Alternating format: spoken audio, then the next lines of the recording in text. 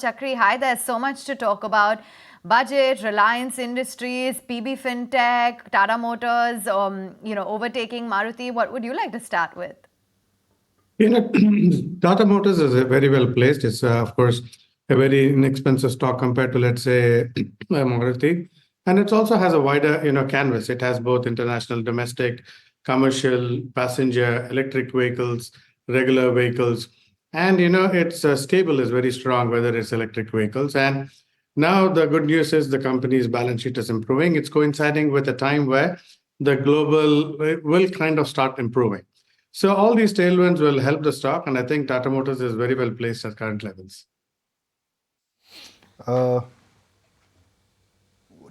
What kind of swing impact do you think budget will have, Chakri? Morning. I think two or three things, given that in budget, one is, of course, the continued thrust on CapEx. Second is rural. So if they increase the income, let's say farmer income from, let's say, 6 to 8,000. And the third is, of course, fiscal deficit. Now, CapEx is something which will help both domestic, urban, as well as rural. So when that happens, because infrastructure spending brings in construction workers, etc., and increases rural spend. So consumer discretionary, which has been kind of lagging, some of that, if we see, can kind of pick up. And on the other hand, the industrials and manufacturing, I think, will continue to do well. Industrials and manufacturing will continue to do well. While for the quarter gone by, they've fallen short of market expectations, but the guidance is very strong, both on the revenue as well as the order inflow front.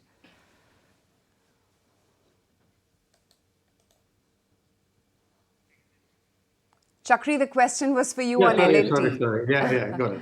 Yeah, indeed. I think you rightly pointed out, because the order guidance rather has been is strong.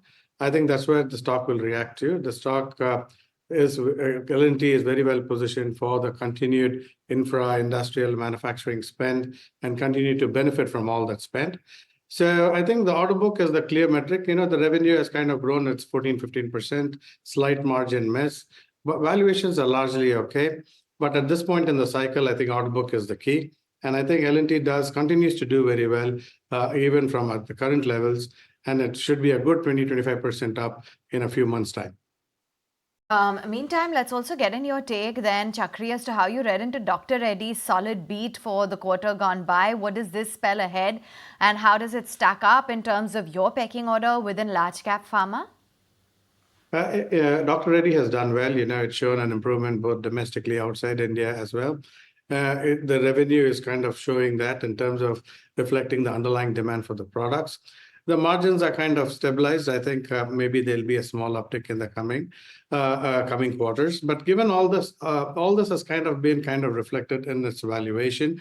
It's kind of right up there. So I think the stock kind of does in line with the market and not an outperformance at the current levels.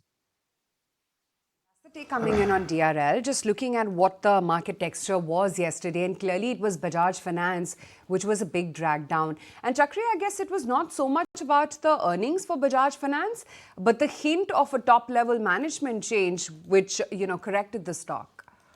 You're absolutely right. One was a potential management change.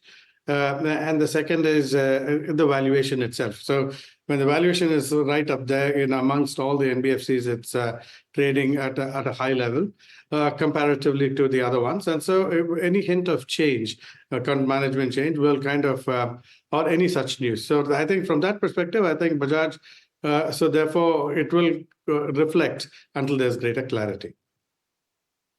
Why are FIs selling? I mean, if the India appeal is so strong, they were net sellers last year, they're net sellers in the month of Jan. Why is that?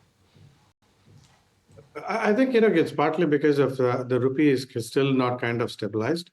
And when looking at the dollar returns, India is still kind of, and that is one of the reasons of FI selling. Second is, I think, going forward, as the interest rate turns in the US, once they start cutting the rates, at that point, the attractiveness of India and other emerging markets also improve. I think that's a cycle that we need to wait for. We'll know it on Wednesday, at least a hint of the direction that the Fed is going. So Chakri, before we allow you to escape, literally in this case, What's been your last recent purchase? Where have you added more stocks? Where are you shopping, and where are you taking some chips off the table? Where we're adding is, of course, in the auto ancillary space. JK Tyre still is an inexpensive stock. It has repaired its balance sheet. The earnings growth is very visible. The top line is growing. The raw material moderation. Valuations are probably about 9-10 times. And in the coming cycle, it will benefit. So that is one in the mid-cap space. In the large-cap space, Tata Motors, I think, will continue to do well for the reasons we just discussed. And we kind of completely stayed away from consumer discretionary and as well as, from some of the banks, frontline banks. We continue to maintain that stance because we think some of the NBFCs like Power Finance, REC will continue to do well because both valuations as well as outlook is on their side. Okay, Chakri, good to have you on the show as always. We'll let you go on that note.